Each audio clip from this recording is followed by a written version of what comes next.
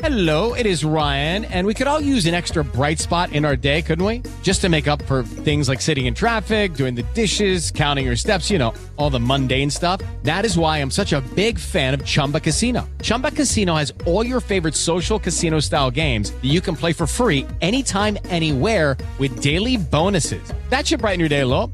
Actually, a lot. So sign up now at ChumbaCasino.com. That's ChumbaCasino.com. No purchase necessary. VGW Group. Void where prohibited by law. See terms and conditions. 18 plus.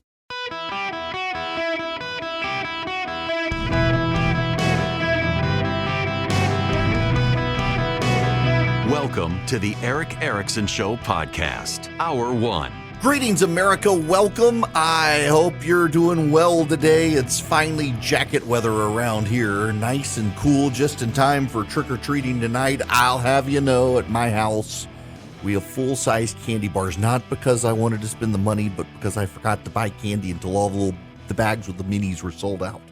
So we got the full-size bars, which is fine. I can give them to my kids' school, and they can sell the excess at concessions if there is excess. The phone number here, if you want to be on the program, 877-973-7425. Good Lord. 877-973-7425. You can also text Eric, E-R-I-C-K, to 33777. Follow me around social media. In fact, I just want to tell you, I've got a book coming out. You Will Be as Gods. The rise of the woke Gnostic left and their new religion. If you want to pre-order it, text Eric, E-R-I-C-K, to 33777. It's not available for pre-order yet, but if you text Eric to 33777, when it is, I'll send you the link back. I'll text you the link when it's available, and you'll be able to order my new book. It'll come out at the beginning of the year, and it just explains that what we're seeing on the left is actually the rise of a very old Gnostic religion. It's nothing new. It's something very old, and if you understand that, you'll know how to confront it. We'll get there. Now, I actually want to begin the show today without talking about Hamas, Israel, the spending crisis in Washington, Ron DeSantis versus Nikki Haley. I want to talk about something else. Let's talk about carjackings. Because around the country, there is a rise of carjackings in progressive enclaves. And even people like the Washington Post editorial board are beginning to fret. So the Washington Post editorial board, which has been pretty go lax on crime, racial disparities, the poor bad guys, they've now got an op-ed from the editorial board, not from an individual op-ed writer, but from the editorial board, the voice of the paper, the conscience of the Washington Post. As carjacking spike, police need to be able to chase vehicles again. When a robber pointed a gun at Stephanie Traub's forehead and demanded her purse and car keys, she didn't know a U.S. congressman had been carjacked at gunpoint an hour earlier. While many were focused on Representative Henry Cuellar on October 2nd, a Monday night, Ms. Traub was driving home from a pinball league. She parked a block from her home about a mile east of the U.S. Capitol. She had never feared for her safety before, but something felt off when she exited her vehicle and heard another car door slam nearby. Then the gun was in her face. Ms. Traub handed over her belongings. The gunman ran to her car and sped away. She called 911 and D.C. police arrived swiftly. Ms. Traub had an Apple device in her 2008 Honda SUV that enabled her to track it. She sat on her front stoop with her laptop and 3 D.C. police officers looking over her shoulder as she watched the carjacker's location around the city. "Aren't you going to go get him?" Ms. Traub asked. "We can't pursue," she recalls an officer saying. You should know last week in Washington, D.C., a teenager was shot and killed trying to carjack a federal security officer. That same 13-year-old boy last year as a 12-year-old boy was caught carjacking but was back out on the streets due to his age in Washington, D.C.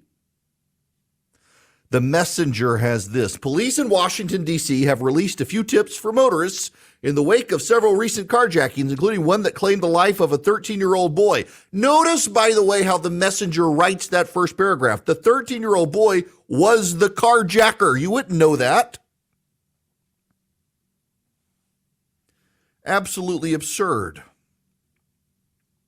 Vigilance is the key to protecting yourself and your family while on the road, DC police claim. Always lock the car doors and keep the windows rolled up. Drive in the center lane, which complicates a carjacker's approach, forcing them to dodge cars in the other lanes. The police recommend driving with someone, never alone, especially at night. When you're coming to a stop, leave enough room to maneuver around other cars to get away. The department also cautions against stopping to help strangers having car troubles. The best thing to do is find the nearest phone and call the police who can help. Isn't that helpful? The chickens are coming home to roost in progressive policymaking. They'll never admit it. They'll want to treat the underlying problems. What is going on? Well, let me tell you what's going on here. Over the last several years, progressives got it in their head that because property owners have insurance for their property crimes are not really violence nor crimes. They're insurable events.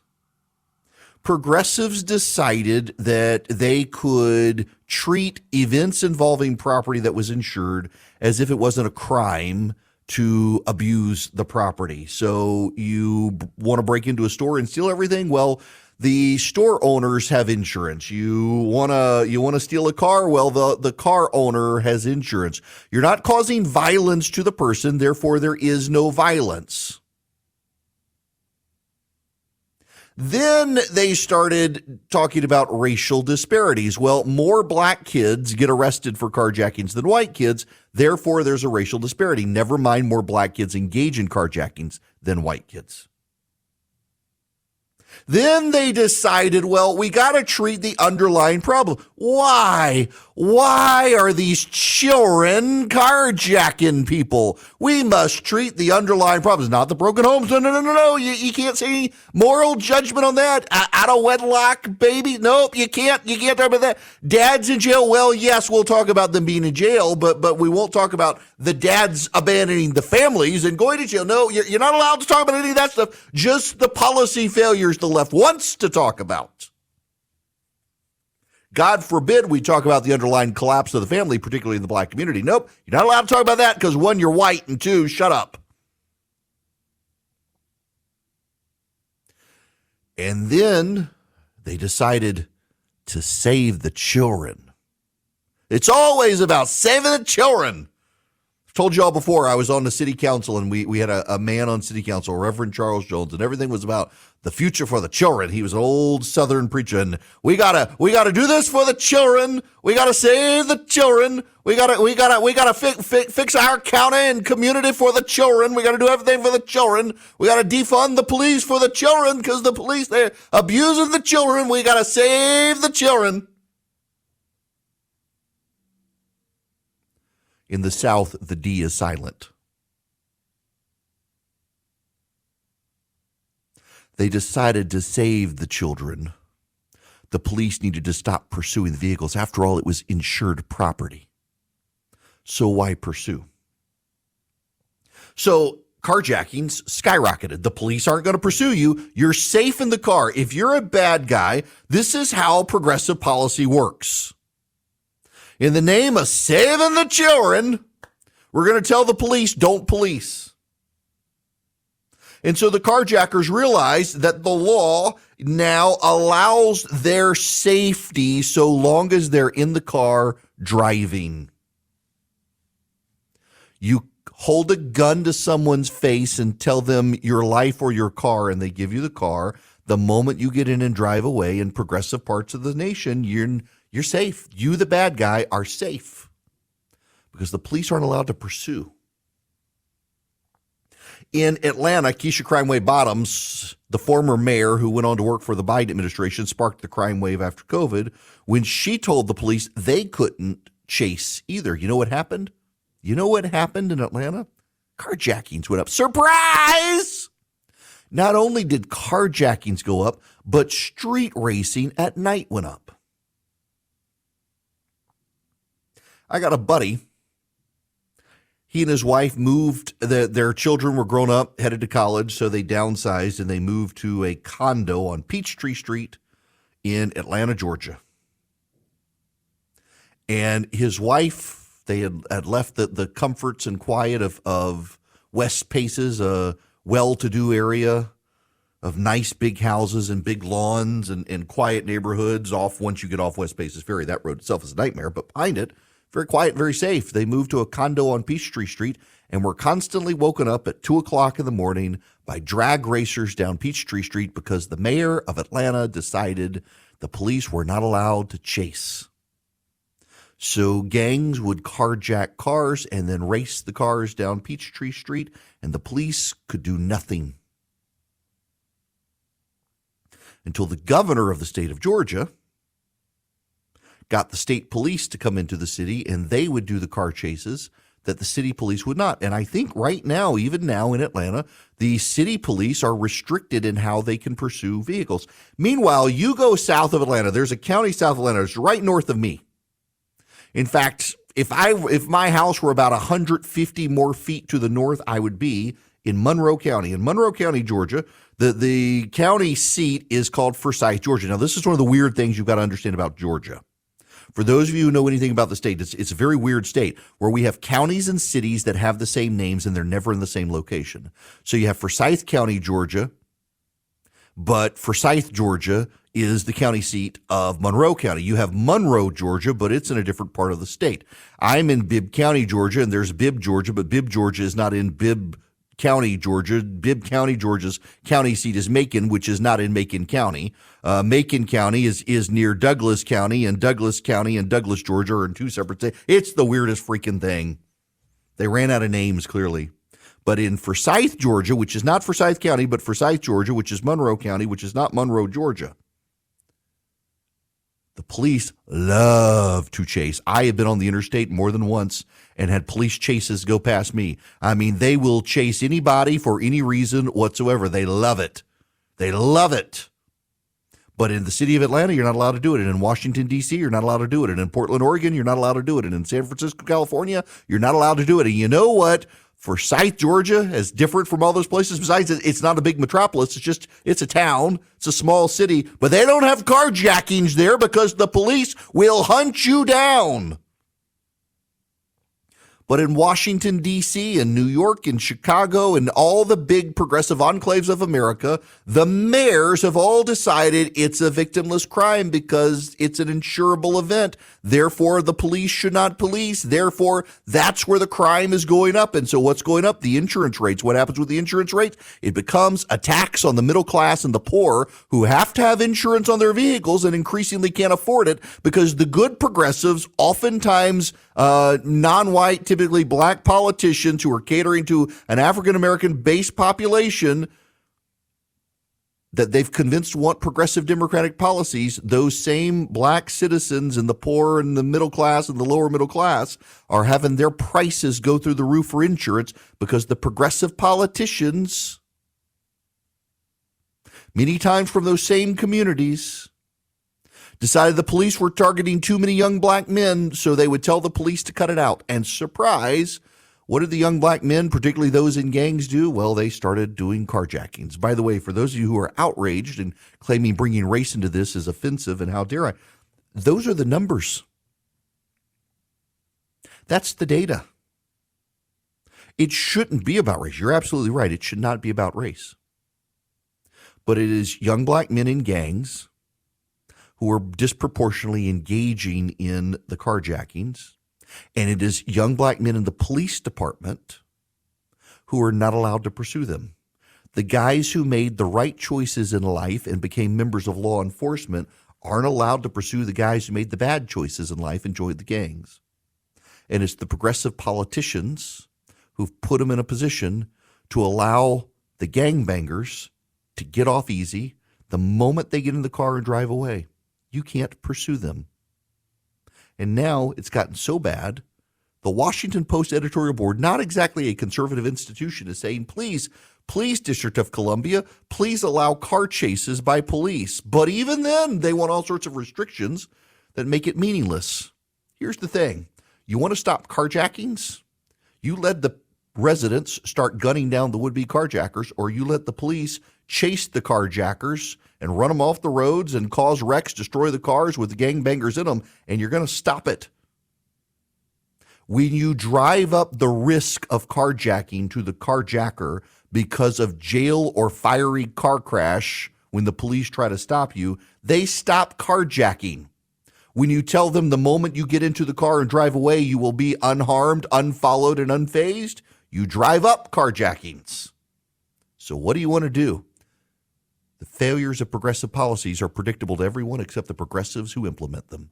Welcome, it's Eric Erickson here. The phone number is 877-973-7425. I have become that guy. Full-size candy bars for Halloween. I really didn't want to do it. I mean, I thought at one point in my life it'd be kind of cool to be the family that does that, but they're kind of expensive.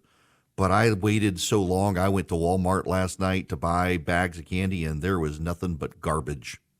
I mean, there were a few bags, don't get me wrong, but it was the bags of the candy that no kid wants, and I don't want my house toilet papered.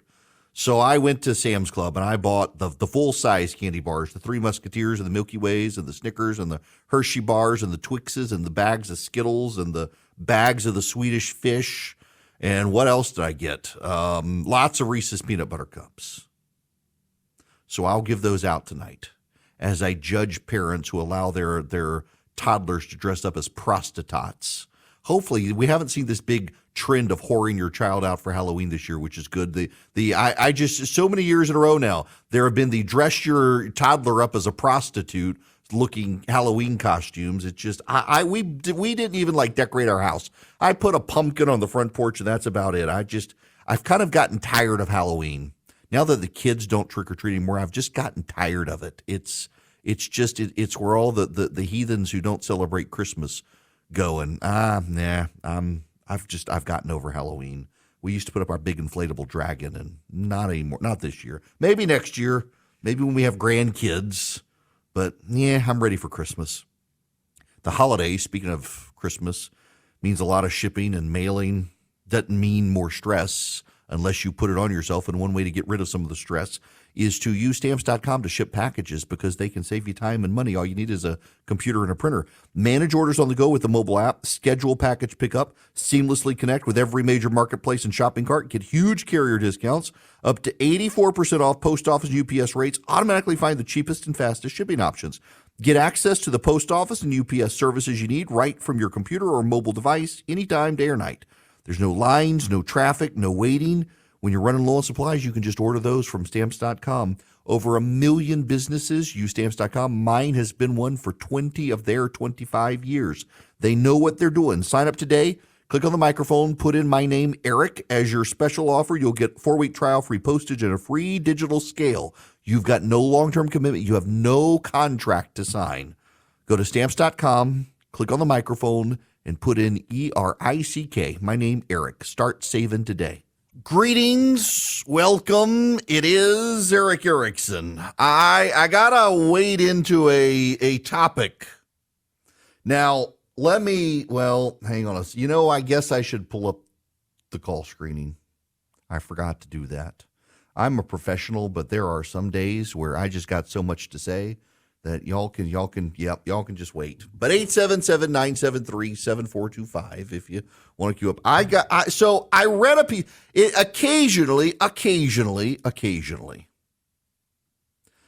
Occasionally you read something in the news, maybe more often than not these days, and you come away dumber than you went into it. And this one is actually something that I really know about. There's a writer, Adam Gabbett. He writes in The Guardian. He is a progressive writer. And he has a piece at The Guardian, quote, "The war is prophetically significant. Why U.S. evangelical Christians support Israel."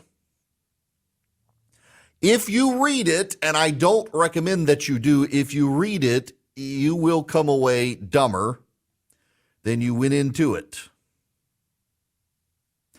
It didn't take long for many evangelical Christian groups in America to show their support for Israel. Hours after Hamas attacked the country on the 7th of October, killing more than 1,400 people, Christians United for Israel, an evangelical lobbying group which claims to have more than 10 million members, posted a message on X, formerly known as Twitter. To the terrorists who have chosen this fight, hear this: what you do to Israel, God will do to you.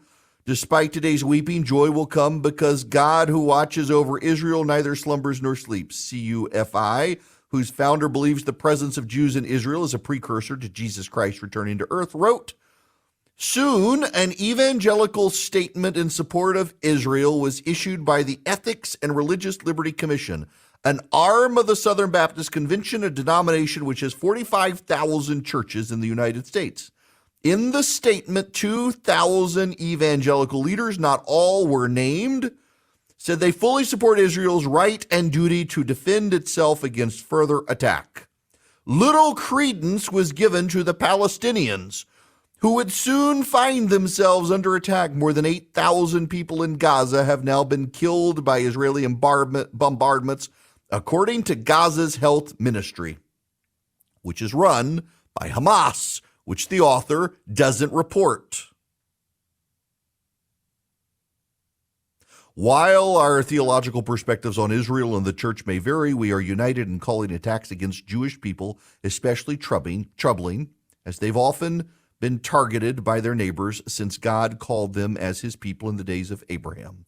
In keeping with Christian just war tradition, we also affirm the legitimacy of Israel's right to respond against those who have initiated these attacks, as Romans 13 grants governments the power to bear the sword against those who commit such evil acts against innocent life. There were more than 90 named signatories. Only 4 were women. They include the current president and 8 former presidents of the Southern Baptist Convention, among other influential evangelicals. Y'all know what? I was one of the initial signatories. I was asked to put my name on the letter. It's true, I'm in some circles considered an influential evangelical. There I am, surrounded with all of these. You got J.D. Greer, you got Ed Luton, Fred Luter, James Merritt, Bryant Wright, right from the heart he is. God bless that man. And there I am, Eric Erickson, host of the Eric Erickson Show, right above Tony Evans, pastor of Oak Cliff Bible Fellowship in Dallas, Texas, beneath Leo Endel, the executive director of the Minnesota-Wisconsin Baptist Convention. There I am.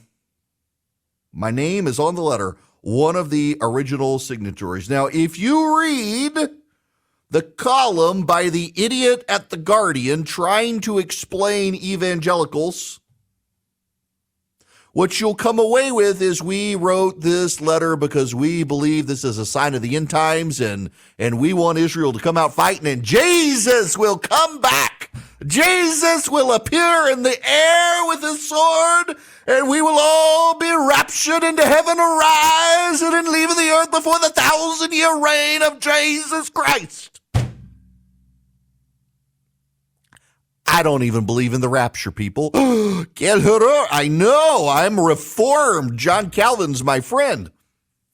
I'm not a dispensationalist. This is the problem. You have a guy who is willing to write Hamas propaganda talking about Gaza's health ministry. And those 2,000 evangelical leaders, they didn't care about the poor Palestinians who were about to die. No, we cared about the 1,400 Israeli citizens who had their heads chopped off, were raped and baked in ovens by Hamas. And how Israel has a right to respond. And you, idiot, are trying to explain. You despise evangelical Christians. It's obvious. And you're trying to explain it to your audience. And if you read this story, you would come away more profoundly stupid than when you went into it, because the guy completely has no concept of what is actually happening. It is true. There are some Christian denominations that believe that one of the prophecies of the end times is the restoration of Israel. There are groups of Christians who believe the Old and New Testament are completely separate things, and that all of God's promises to the Old Testament people of Israel will be kept, and all of those in the New Testament will be kept, and some merge together and some don't. There are Christians who believe Israel still has a special place in God's providence and plan. And there are Christians, and I'm in this camp, who believe the church replaces Israel. And when the New Testament is referencing God's kingdom, it's referencing the church and Christians, not Israel the nation. Predominantly, the people who signed this letter, contrary to what you might read in The Guardian, predominantly the people who signed this letter, the evangelical leaders who signed this letter, did so because an American ally that has had historic persecution against it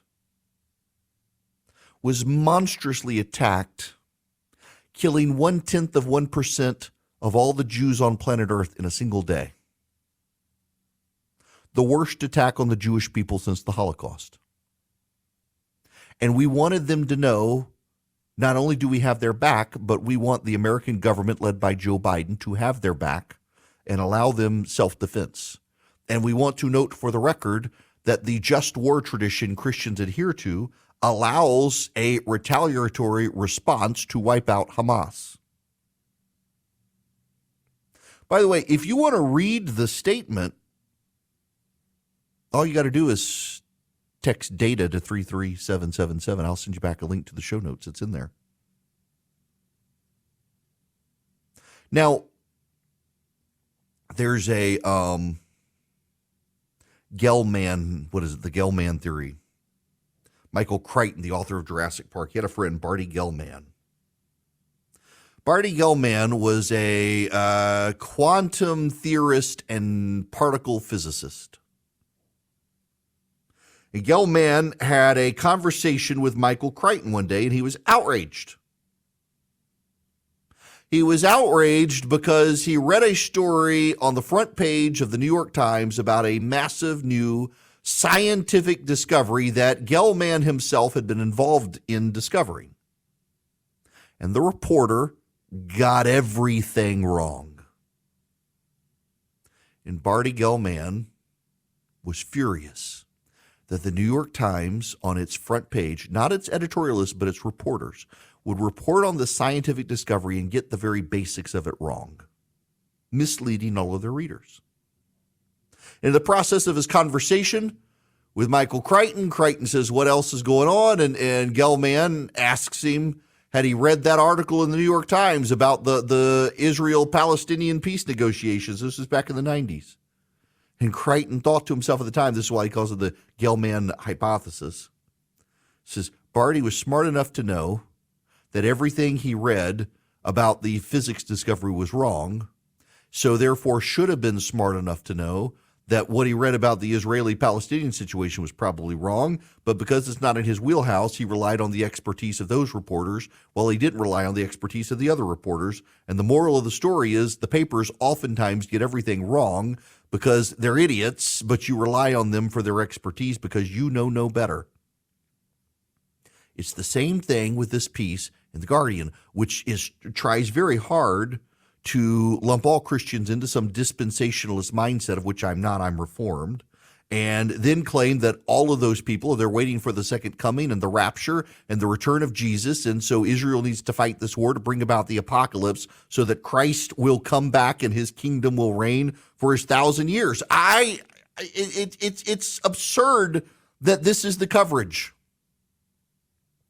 And what I find really notable is really the lack of people willing to be interviewed by this guy. And it's by the way, it's not that no one's willing to be interviewed. It's that I don't think he bothered to reach out and ask any of them. In fact, he cites other people's interviews with other people. It is true, it is a fact that there are some evangelical Christians in the United States of America who support Israel because they believe Israel itself, the nation, physically has a special prophetic role to play in bringing about the second coming of Christ. But most Christians, Catholics, Orthodox, and evangelical Christians, most Protestants, they don't view it that way. They believe the church is the successor state of Israel in the Bible, and that the Israelis are not the people of God at this point. It's the Christians. However, they also believe Israel is a special place and that it's the only democracy in the Middle East filled with wonderful people who have had a horrible history of persecution at the hands of Christians and Nazis alike. And so we should support the people who have been treated so badly with anti-Semitism run amok on the planet, regardless of whether or not supporting them brings about the second coming.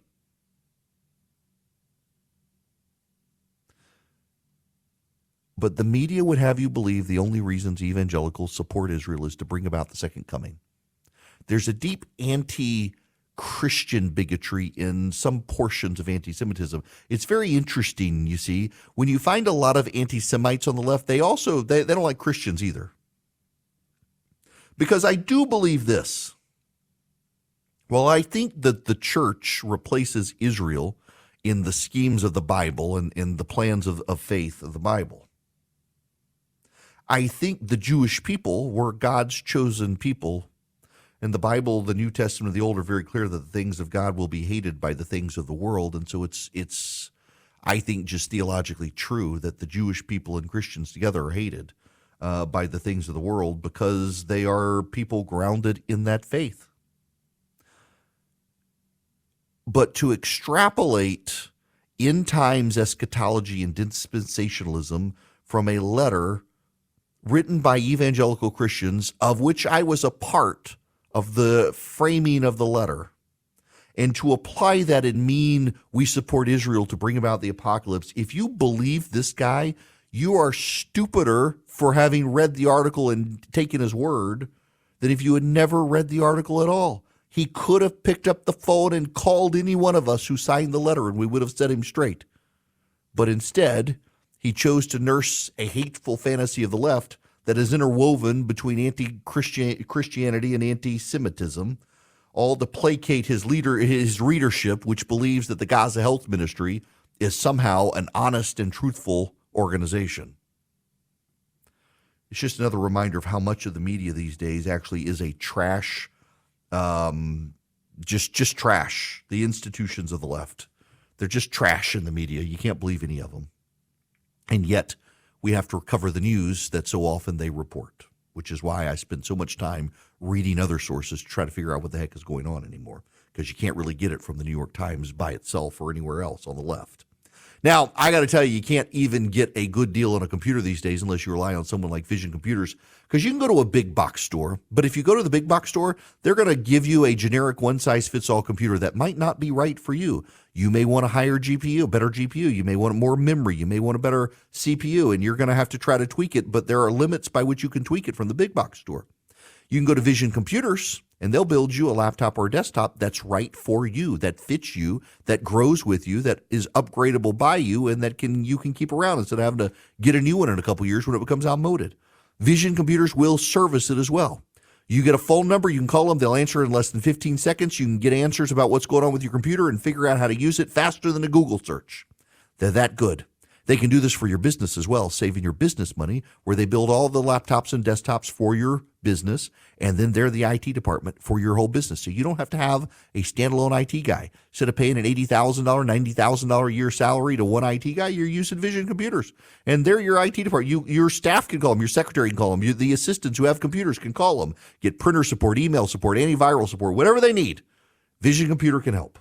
They can save you money, and you have a long-time relationship with them. VisionComputers.com is where you go, VisionComputers.com, or call them at 404-COMPUTE. If you call them at 404-COMPUTE anywhere nationwide, tell them you want the Eric Erickson special, you can save even more money. 404-COMPUTE, VisionComputers.com.